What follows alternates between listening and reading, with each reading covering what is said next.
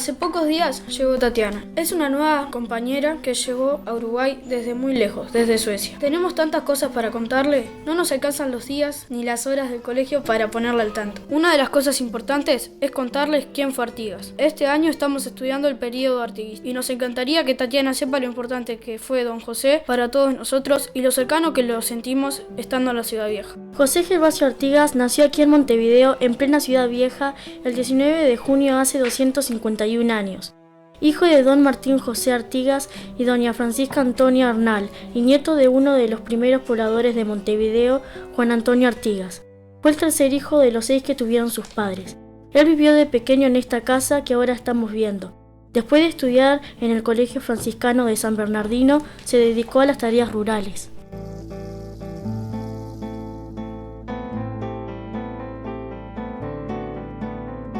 En esta iglesia de nuestro barrio, la parroquia de San Francisco de Asís, la bautizaron el 21 de junio del mismo año que nació. Y la pila bautismal en la que lo hicieron está aquí, a unas cuadras en la Catedral Metropolitana. Mientras me hablaban de Artigas, se me ocurrían un montón de preguntas. ¿Quién era Artigas y por qué fue tan importante? ¿Por qué se dio la Revolución Oriental de la que nos habló la maestra? ¿Qué cambios hubo en la banda oriental durante esa época? ¿Qué participación tuvo el pueblo? Te voy a contar muchas cosas, pero vamos por partes. La revolución en la banda oriental comenzó en la zona del litoral del río Uruguay. Allí se hacía sentir más la influencia de Buenos Aires, donde se había instalado una junta sustituyendo al virrey. El primer hecho revolucionario fue el grito de Asensio, que se llamó también la admirable alarma, el 28 de febrero de 1811, hace ya 204 años. Se trataba de un levantamiento armado en la zona de Soriano, organizado por los caudillos locales Pedro Viera y Venancio Benavides. En ese entonces, Artigas era una figura que ya tenía una importante trayectoria en el campo oriental. Era conocido y respetado por diversos sectores sociales.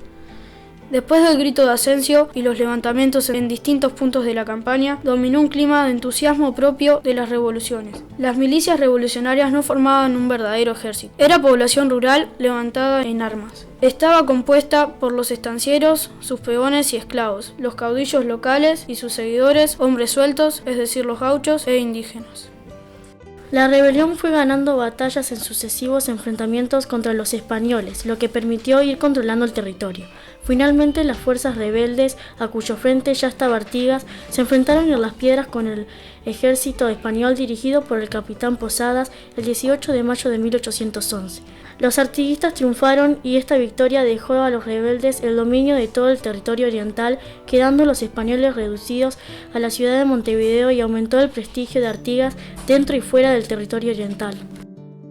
Inmediatamente después del triunfo de Las Piedras, llegó un ejército desde Buenos Aires, dirigido por José Rondó, que sumado a las fuerzas orientales puso sitio a Montevideo. Esta quedó aislada del resto de la banda oriental, conservando solo la salida por el mar. Mientras la situación continuaba, se pretendía negociar que los rebeldes levantaran el sitio a Montevideo, que Montevideo levantara el bloqueo del puerto de Buenos Aires, que los portugueses se retiraran del territorio oriental y que se estableciera una tregua a la guerra.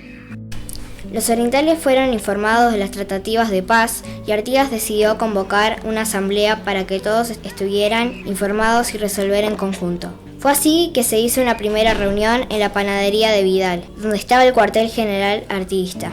En el transcurrir de la asamblea de la Quinta de la Paraguaya, se decidió designar a Artigas, jefe de los orientales. Al retirarse Artigas hacia el norte con destino a Yapeyú, numerosas familias lo siguieron.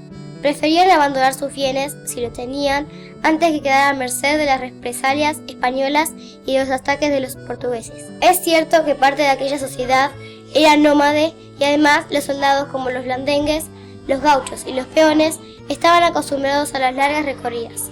Pero en esta marcha iban también ancianos, mujeres y niños. La marcha cruzó el río Uruguay y se detuvo junto al arroyo Ayuí, frente al actual departamento de Salto. Allí se instalaron las familias. El éxodo tiene la importancia histórica que ratifica a Artigas como conductor de los orientales.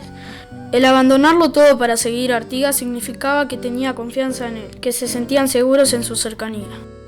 Otra parte medular del ideario fue su proyecto político.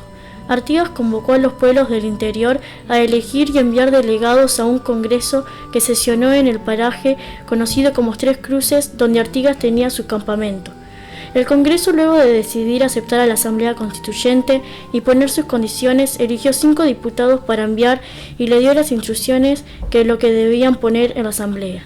Dichas instrucciones eran una especie de borrador de las ideas expuestas en el Congreso y seguramente las ideas expresadas por Artigas. En este texto, la primera instrucción se refiere al tema de la independencia y sostiene que la Asamblea Constituyente debe declarar la independencia absoluta de estas colonias, disolviendo toda la vinculación política con España.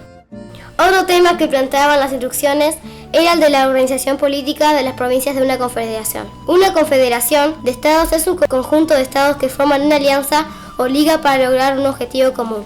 Por ejemplo, defenderse a otros países. Las instrucciones también establecen la necesidad de que tanto el gobierno federal como el gobierno provincial tengan división de poderes, estableciendo una república. Otro tema abordado en las instrucciones es el de los derechos, indicando que el gobierno promoverá la libertad civil y religiosa en toda su extensión imaginable. También había instrucciones que se referían exclusivamente a la provincia oriental. En el texto de las instrucciones, los pueblos de la banda oriental aparecen mencionados como un todo único, como una sola jurisdicción, y se les llama provincia oriental.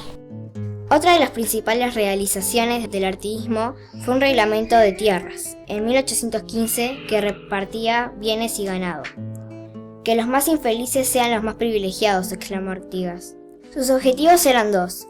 Fomentar la campaña por medio del asentamiento de gente en el campo, que permitía una mayor producción y la seguridad para asegurar la tranquilidad de los hacendados. También había un objetivo político: castigar a los enemigos de la revolución, ya que ellos perderían las tierras que se entregarían a otros. La clase dirigente porteña no aceptó el predominio artiguista de las provincias. El federalismo, la autonomía de las provincias para decidir su destino y la política aduanera que intentaron aplicar a aquellas provincias no convenía a sus intereses. Por eso la actitud de hostilidad hacia Artigas de los gobiernos que se sucedieron en Buenos Aires. Tal hostilidad llevó incluso a estimular la invasión portuguesa a la provincia oriental como forma de deshacerse de Artigas y terminar con su influencia. Derrotado en el territorio oriental, Artigas pasó a las provincias del litoral argentino, buscando apoyo para continuar la lucha. Los intentos para que el gobierno de Buenos Aires declarara la guerra a Portugal fracasaron. El 5 de septiembre de 1820 cruzó a Paraná e ingresó a territorio de Paraguay con los restos de su ejército, un grupo de indios y negros. Allí pasó sus últimos años hasta su muerte, el 23 de septiembre de 1850. Culmina así para Artigas el sueño de establecer una patria grande que incluyera a todas las provincias del antiguo virreinato del Río de la Plata. Quedarán siempre en nuestra memoria, en la de nuestro pueblo, aquellos ideales de libertad y justicia que dejó nuestro prócer.